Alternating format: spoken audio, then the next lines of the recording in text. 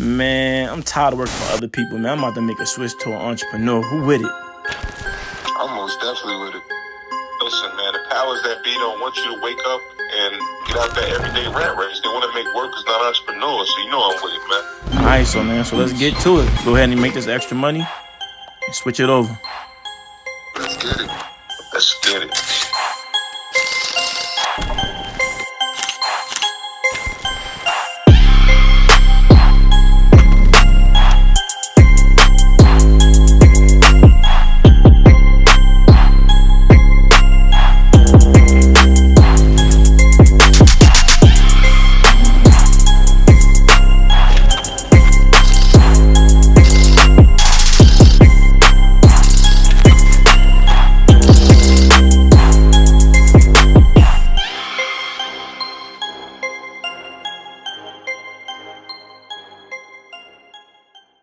What's going on, Ground Hustler family? I'm here with a special guest today, my man B. Marcus. Blessings, brother.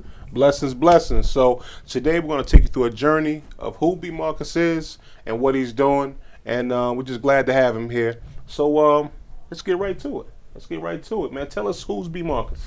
Oh wow, B. Marcus. I'm a minister. Mm-hmm. I'm a musician.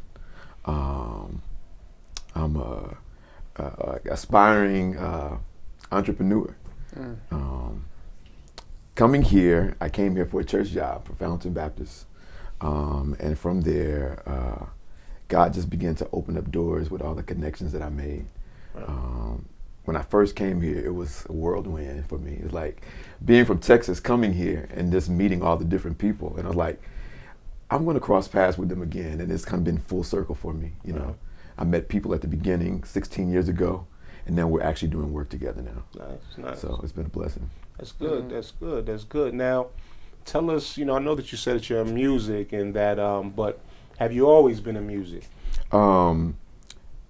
Music has always been my life. From a little boy, I started playing when I was 7. So I became a minister of music at the age of 14 for church, and I've been, playing in the church ever since. Then I went into corporate America. I studied at University of Texas at Arlington. Nice. Background is computer programming, project management. Worked for Digital Equipment Corporation for about 3 or 4 years. Left there, I prayed about it. I was like, God, corporate America was just not for me. It was, my passion has always been music, has always been film, some form of the arts. And so I prayed, I was like, God, if you take me away from this and open up the door for me, I will do ministry full time. And I went into ministry full time. Yeah. Well, something that you said is very important.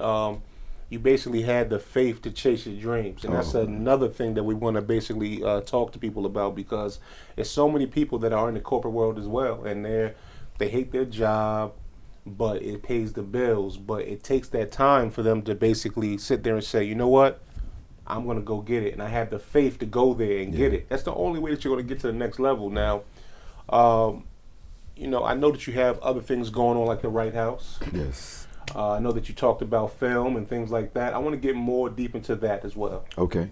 So I want to talk about the Rite House. The Rite House is a newly established organization. It's a nonprofit that we're working on. We're in the process of getting it registered right now, but we've made all the connections. The Rite House is restore, inspire, transform, and elevate. That's what that means. It's a nonprofit. It's a trauma informed community development that's centered around the reentry program for citizens reentering society from being incarcerated, also vets, creating a trainer, mentorship, and education, also creating a housing component for the people that's involved in it. So that's our mission, is to restore, inspire, transform, and elevate those people that are re-entering. And it's a hard road for them. So we've connected with some people, and there's a program, an organization called the Re-Entering Support Group. And we're partnered with them, and I'm excited to where that's developing. Good. All right, quick question. All right, so you talking about, like the reform and the programs that you have, like for a person that don't know, how would they get like involved with that? Like how would they sign up for that? Just contact, they can contact BMF, actually info at bmfglobal.co. And my assistant, which happens to be my business partner, my sister, I had to bring her in. Right. She's a part of the hustle that we're doing with BMF Global, which is an extension of the nonprofit. The Rite House is an extension of that.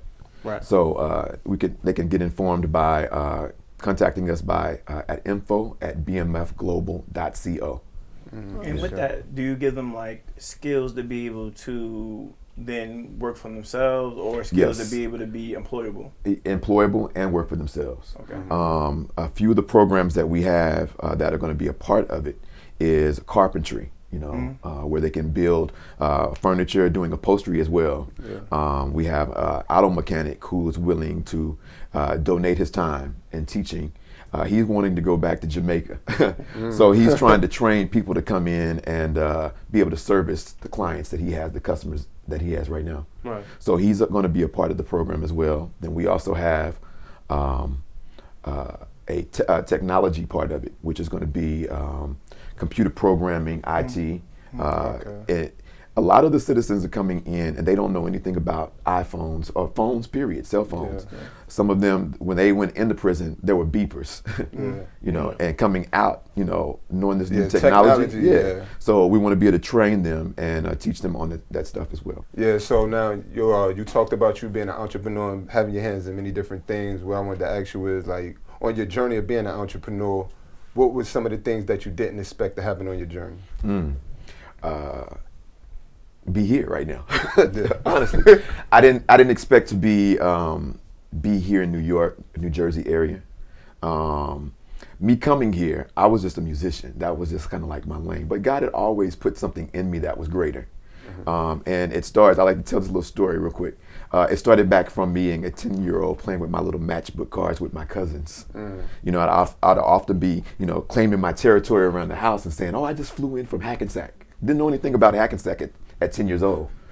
Didn't know that there was a airport on Hackensack and Teterboro. I didn't know that at 10 years, but I spoke that into existence. And right now I have an office on 43rd and Broadway. Wow. And never thought that I would be here, and I'm doing business in Hackensack, New Jersey. So I never would have thought that I would have been on that journey. So coming here, meeting the people that I've met, and that coming full circle, it's been surreal a little bit, because I didn't know that I would be here. I thought I would just be a little minister of music at Fountain Baptist Church, making my little change and blessed by that. And but God had more, and it began to manifest when I started working with this business that I'm working with right now. Outside of BMF Global and the stuff that I work on, I have another business working in the energy and gas and oil. So I'm like all over. So it's nothing but God. Busy guy. You're a busy guy. Yeah, but it's nothing but God, and it's absolutely the vision that He's given me and the people that He's put in my life. And I mean, when I met him at my church, and I never thought I would be sitting here having a conversation with him about the stuff that I'm working on. Ways, right? So truly.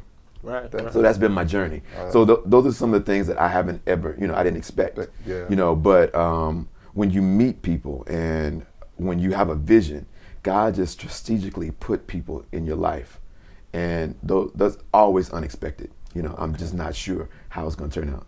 Oh, absolutely. Yeah, that's true. That's true. Yeah. Another thing I wanted to rotate back to what you were saying about offering different people that's coming out of prison. What, all of us pretty much that we work with, everybody, they had an element of being in bad neighborhoods and may have made a mistake, right? And then they get caught up in that thing of working for themselves. They're not used to having somebody over top of them telling them what to do or telling them where to go. So it's a hard transition. Like even myself, I know Derek, we had like a hard transition to be like, oh, okay, we gotta listen to somebody, pick up that bag of rice. That was like, oh, pick up rice. What are you talking about, pick up rice? The tone they say it. The tone they say it, the attitude they present it. Other people don't see it as a problem, right? But when you grow up in a certain community, everything can be considered disrespect. So it's just very hard for you to be able to adjust. Now the thing about people that, we was juveniles and we stopped doing that before we even turned into adults. But people that actually carry that into adulthood is almost impossible, but nothing is impossible. It's almost impossible for you to be able to get adjusted to work for people. Right. So a big thing that you has said that stuck out to me, and you're giving people the chance to be self-employed. Self-employed. With skills. And a lot of times we forget about that. A lot of people in every community preach college, preach this, preach that, but it's not always the right for everyone. Right. A lot of people are with their mindset, they want to be self-employed. They don't want anybody to be able to tell them what to do. And they want to wake up when they want to wake up, and they have a drive to be able to fuel themselves if they feel as though it's going to benefit them, and they're the ones behind it making the decisions. Right. So I just wanted to touch, like you said, carpentry, and what other skills do you teach them? So it's going to be carpentry. It's going to be an element of the auto mechanic. Mm-hmm. Then we're going to do like an IT program. Mm-hmm. We also are getting into urban farming. Mm-hmm. So we're wanting to get them involved in that as well. It's all about us, and I think this is something important for all of us to begin to start thinking differently. Start growing our own stuff, and it's important for us to get property. You know, my 100-year-old grandmother taught me how to pick green beans, and that kind of stuff has stuck with me. So that's something I'm working on too. But we want to be able to train them to be able to produce their own stuff, creating their own jobs, creating trade. And like you said, college is not for everybody. And coming out of prison, it might not be for them. But creating a trade to let them know that they can do their own business. I also have a friend of mine who is a construction. He owns his own construction company, and he's hiring. He was incarcerated, so he created his job. He created the business while he was there in prison. When he got out, he the money that he had, that he took that money and he invested in the business, and now he's pouring back into young men that's coming out of prison and giving them jobs as well. Respectable. Now, with that, do you teach them like about the LLCs as well, like how to be able to create, because you give them the skills to be able to be self-employed, right? And with a mechanic, you usually want to have your own shop. Right. With a carpenter, you're dealing with your own business. Do you teach them like how to create an LLC, how to build business credit, right, so they can be able to? We have a group. We have a group of people that we're working with, and organizations that's working on that. In fact, one of the guys with the organization that we're working with, he's working on getting them, making sure that they have their license, their any type of IDs that they need coming out of prison, and having that stuff ready. Because when they get out of prison, it's a hard role for them to get their license and their IDs and stuff. So he's trying to set that up to where when they come out, they can be employed instantly, and find housing that they need. All right, and like, what are some of the things that you may run into, like, let's being a convicted felon or something like that, when you want to go and get insured and bonded, or be able to even start up an LLC with a bank account? Do you run into certain obstacles? There are some obstacles there. With them coming out of prison, most people can't start up an LLC or their own business with a prison record. There are some organizations that we're working with that's making that possible for them to be able to do that. Like I was telling you, the guy that's working on the IDs, he's being able to work that out to where, and they're trying to put some things in place to where they can start their own businesses and have their own names on the stuff. But right now, it's partnerships. Okay. Yeah. All right, great. Now, let me ask you a question. Earlier, you said that you were, you have a nonprofit. A lot of people may not even know what that is or how that even operates. So I want you to give us a little bit of background about what a nonprofit is, how to even set up a nonprofit, and what's the benefits of having a nonprofit. Okay. I'll start with how to set up the nonprofit. It's an easy thing. It's a 501c3. It's a lot of paperwork. To set it up, but you have to have a complete outline of what you're wanting to do, a complete business plan, pretty much, stating what you need the funds for. There are ways of getting grants. There's a lot of grants out there for different things. Even if it's not a nonprofit, there are grants out there for for-profits, even doing the same type of business. Okay. We're still in the process of creating the nonprofit and registering it, and we're still trying to decide if we want to do a nonprofit, because we're not going. It's going to be all private donations. Okay. A lot of the funding will come from there, but most nonprofits, they can get their funding from the government and different grants. But we're choosing to do everything private to where we can have a little bit more control. When you're getting into that with the governments, there's a whole lot of red tape that's coming, especially when you're dealing with something such as reincarcerated individuals coming back. Okay, so pretty much So you have to basically have a business plan. Business The plan. business plan has to be detailed as far as this is what the business is for. Yes. This is the funds that I need. This is why I need the funds. This is how I'll be using the funds and Right. the different things that we'll be funneling it into. Definitely. And that's how. Okay. All right. You said it was a 501c3. 501c3. Okay. There are different ones based 501c3. upon religious, you know. Okay. I think it's a 501, 50B or 505, Okay. something like that. It's a religious organizations, but ours is going to be a 501c3. Okay. The benefits of that is, like I said, the private donations coming in. It's you can set up everybody who is working for that. They can be salaried. Okay. And a lot of people, they make their money from that, but there's money that's constantly coming in by donations. Okay. Now, what are, as far as for with the nonprofit, what are some of the things that you've come in contact with that people may need to know getting into it? Like outside of just getting the paperwork right, what are some of the other things to look out for? Yeah, it's just looking out for grants. You know, Grants. I think that's the most important thing is finding the funding for it.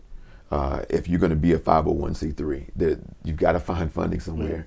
If not, then you'll go for profit. You know, to where you're generating funds some other way by loans. You can also go that way. Okay. Now, I just wanted to touch on another thing. As far as like with the grants, where do people go to be able to? Is it a website? There are different websites. You can go to like grants.gov. There's a list of grants that will come up from the government. I actually have a grant writer that I work with who kind of keeps me abreast of any type of grants that I need, from film to music to the arts to whatever it is. Even with the program like this, he's working on some things. So where would somebody go to secure or try to find a grant writer to work with them? I would usually say the Chamber of Commerce. If you're involved in the Chamber of Commerce, there are grant writers there. Whatever the organization that you work with, it depends on what you need the grant for, or what you need the funding for. There's always grants out there. Like, let's say per se, I know my friend Keisha probably gonna look at this and try to get different ideas, because what she's trying to do is more like housing for mothers that's displaced and that have small children, and she's trying to find a way to be able to make that happen where she can take a piece of land in Georgia and develop it, and then have these women, you know, have low income housing there. Right. For one, she's a minority. There are grants for minority women. There are grants for anybody that's been in the military. There's grants for anything, really. You can really find a grant. I mean, if you want to shoot a movie of somebody, you know, skateboarding, you can find a grant for that. You know, making hats, you know, you can find grants. There's just different grants out there that people are giving money towards, and it's a lot of private owned stuff. Okay, so the best thing to do is just try to secure a grant writer. Chamber of Commerce, trying to ask anybody can help you there. Right. Yeah, so you would do that, like, we go to the building, or would you do that online? You could do a lot of stuff online. Online. Yeah. Okay. Okay. I want to ask you about. Make a transition back to the entrepreneurship. And you talked about the programs that you have to teach the ex-felons how to work for themselves, right? So what I wanted to know, because you know there's a lot of people that think you could just do it overnight and you could just really get it done. But you being an entrepreneur yourself, what I want to know, like, explain to like the viewers and me myself, some of the challenges that go on when you trying to become like an entrepreneur. You know, everything is foundation. You know, you got to build a track record. You know, it's I think a lot of people think that you can just, it happens overnight. It doesn't happen overnight. It's a step-by-step process. You know, you building up the credibility of what you're doing. You know, making the right connections with the right people. People say it's not what you know, sometimes it's who you know that can help walk you in on some of those things, and they teach you. They can fast track you. Things can be fast tracked, you know, but it's all about who you know, and it's about staying consistent. If you're not consistent, you know, people won't recognize what you're doing. You got to stay consistent and persistent at anything you do. Yeah. So, B. Marcus, besides, you know, the nonprofit and everything else that you have going on, I understand that you also have a streaming service. Yes, yes. Which is very big in our community because Right. not too many of us have our own streaming service. So tell Right. me a little bit about that, and also tell me, how did you even get involved in something? Okay, so the streaming platform is called Sakal Streaming, Sakal. Sakal. It means enlightenment, knowledge, wisdom. Nice. So that's the kind of content that we want to be able to have on our platform. Okay. Anything that's enlightening, different cultures. We've got some Indian, some people from India that's on our platform right now, and then some people that's local. Nice. So we're trying to just expand it right now. All right, great. And pretty much, how did you even get involved in that? I mean, what's the first step that you even took to say, I'm going to be? I mean, some friends and I got together, and we were talking about creating our own stuff. Right. We are all aspiring filmmakers, and we were talking about having a platform to have our stuff on, because we realized that getting on a Hulu or a Netflix is sometimes difficult, and we wanted to create a different type of content. We just didn't want to just any type. We want good quality stuff, educational. Also entertaining, good entertaining stuff from all walks of life. We want to just be able to have people from different cultures being able to share their narrative, because we're not getting the true narrative. Right. We have somebody else shooting our narratives, and another thing too about that is a lot of times people have to understand, when somebody closes a door, you can make your own door. Right. We wanted to create our own opportunities, and take back control. Right. Yeah. So when it comes to how do you monetize the platform? Are you looking at it as a free platform and you're using advertisement to be able to profit off of it, or you're monetizing it where it's a membership program? Right, it's a membership program. We have $3.99 to get on, and I think when we first started, it was free, for especially for the content creators that's submitting the content. We were creating kind of like a free upload for them just to become acclimated. But we have it's a subscription base, really low fees. But a lot of the monetization comes from the subscription base, and then also ads. Okay. Yeah. So how do you get, because I'm pretty sure the ads are not, sometimes when you first start off, the ads are not going to come to you. How do you get the ads to jump on the program, or the marketers to come to you? Or how do you go to the marketers to be able to put them on so you can, start monetizing their brands? I have a good marketing team that's been working on that. So I would say having somebody that's well versed in marketing, being able to penetrate, an audience, to be able to grab the audience that we want, and the ads will come created from there. A lot of the stuff is local, like churches, getting any type of businesses that we have involved in it, and just buying ad space, so that helps generate some of it. And the more you build that up, the bigger ads will come in.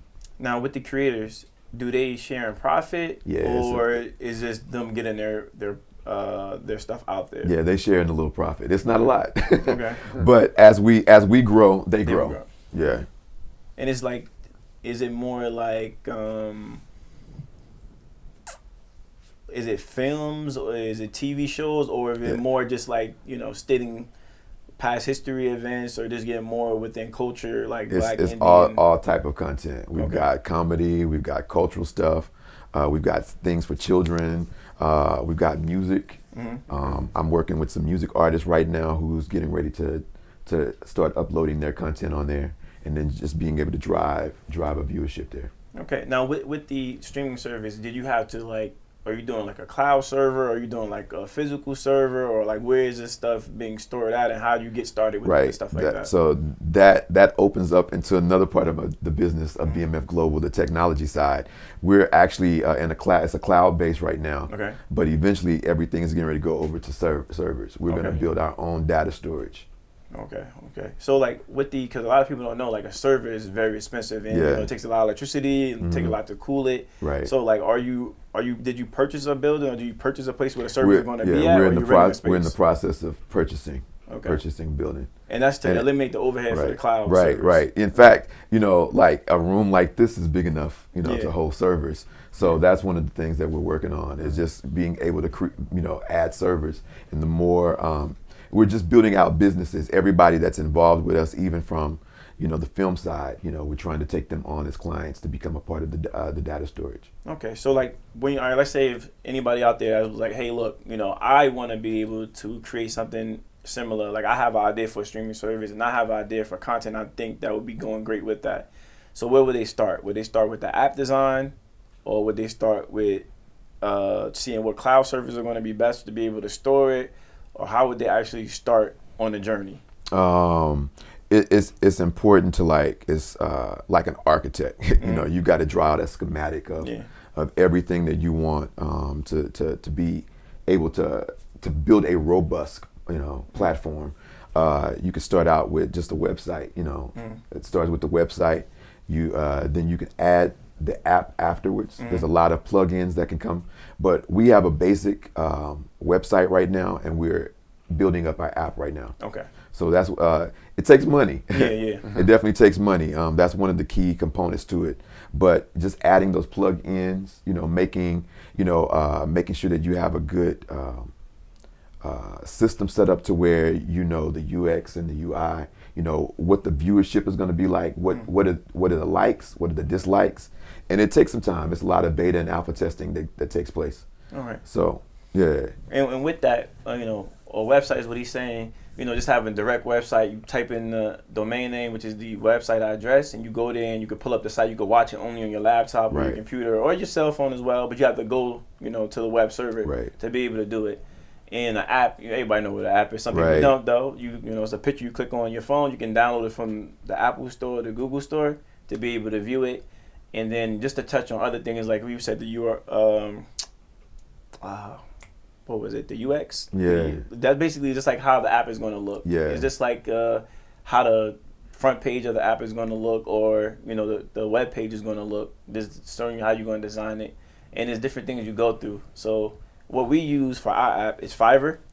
So Fiverr, you can actually type in there app developer, or you could type in web site developer. And then what's happening is they're going to go through different design schemes, how you going to like the app, as far as like what the colors are going to be. Right. How's the layout going to be? How is it going to scroll from left to right, up and down?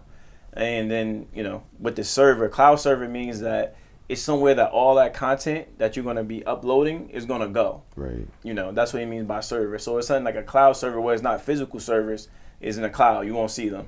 What he's trying to do to cut the overhead is have a place where you can have physical machines, and you could just Google server, see what it looks like, and he's going to put it in a room for yourself to be able to stop paying somebody and outsourcing that and doing it in-house. Right. Because anytime you do something in-house, you just save more money. Right. Yeah. All right. You came here, you explained everything to us and everything that you got going on. You're a man of many hats, jack of all trades from what I could see and what we all could see, even the viewers and the listeners. What are some of the things, or what's the main thing that inspired you to keep you doing what you're doing, to keep you active, keep you motivated, and keep you just doing stuff at a high level, how you execute? My relationship with God. G-O-D. Yeah. And I found my identity of who I am through him. Okay. Recognizing that that my identity is a reflection of God in my life. And I've learned that when I find out the better side of me, if I want to look at the better side of me, I look to God and I see him in me. And I would tell anybody else if you don't have a relationship, with your creator, whoever your creator is, whoever you say your God is, I think that if you become in tune with that, you can find yourself. Powerful. Yeah. Right. We've discussed so many of the things that you do, and we still haven't talked about it all. Yeah.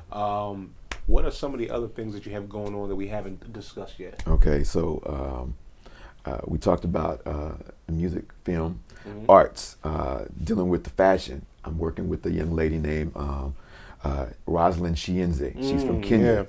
And she's got a lot of stuff going on right now. She was doing Fashion Week, and then now she's headed back to Kenya. but she'll be back in May. So that's one side of what I'm doing, and then I also have a food side. You know, I'm a low-key chef. You know, so I've got Ash and Crumbs that will be coming soon.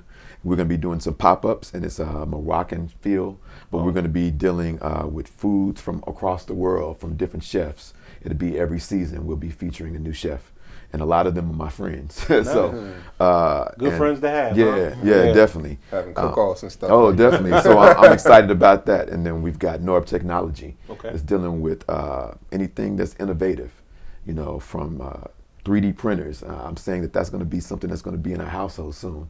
So we're selling 3D printers. We're selling drones. We're going to be taking on the new glasses that's going to be coming on. 3D glasses and all that kind of stuff. Nice. The virtual reality, all that stuff. So we're getting into that, and then we've got our motto is "Be the Future." Right. You know, at Norb Technology, and that's norbtech.com. And then I've got the Clubhouse, which you are a part of. Shameless plug.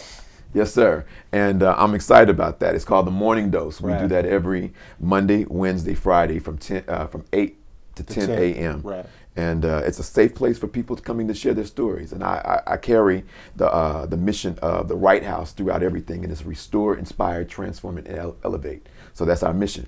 Right. And that's what we do at the Morning Dose. We keep it real. Absolutely, absolutely. Well, I want to thank you so much for coming here and sharing your space with us. Thank you. You have a lot of great things going on, Blessings. so we're prepared to see the movie as it unrolls, as it unravels, pretty much. But we thank you. I hope you enjoyed it. This is episode 1 of Grind, Hustle, Live. First you find your grind, Do you turn into a hustle? So you live life how you want to. and there you have it.